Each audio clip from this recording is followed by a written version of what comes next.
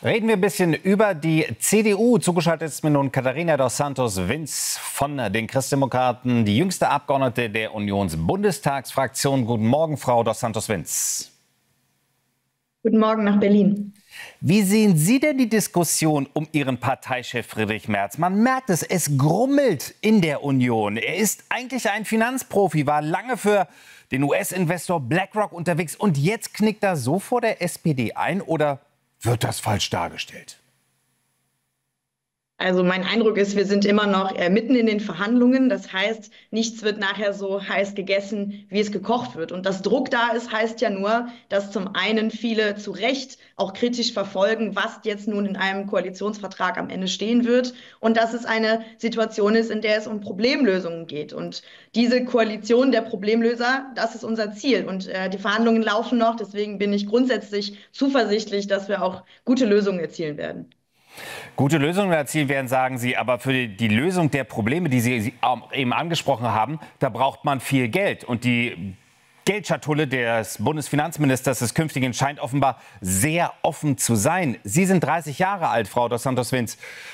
Wenn wir jetzt von Generationengerechtigkeit sprechen, das dürfte Ihnen doch überhaupt nicht schmecken. Also die Ohren müssten Ihnen doch schlackern, denn schließlich meine Rente ist sicherer als Ihre.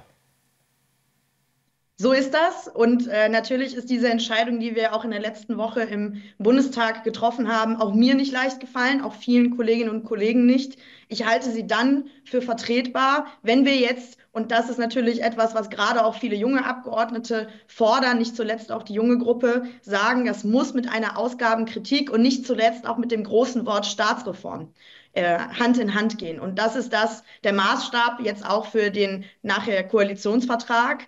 Bin gespannt, wie es da nachher ausgeht. Das ist sicherlich auch etwas, was Mut erfordert, und zwar von allen Seiten. Aber jetzt nötiger ist denn je. Deswegen, für mich gilt, das eine geht nicht ohne das andere.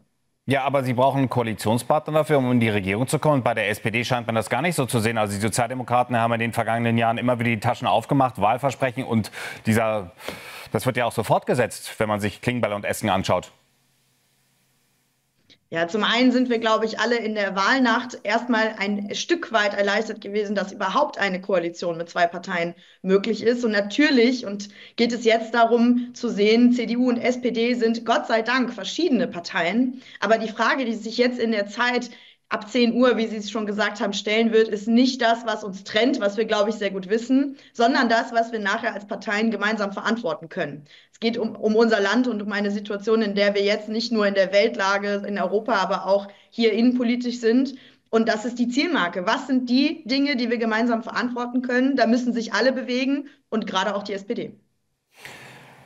Die Finanzen sind das eine. Das andere heikle Thema ist die Migration. Auch da stockt es im Moment. Jetzt heißt es, dass Friedrich Merz bereit mit den Staaten, die Nachbarstaaten von Deutschland, über einen Flüchtlingskompromiss berät. Also auch bei der Migration muss was geschehen. Welche Erwartungen haben Sie denn da jetzt auch an die Gespräche und tatsächlich, dass bis Ostern dieser Koalitionsvertrag steht?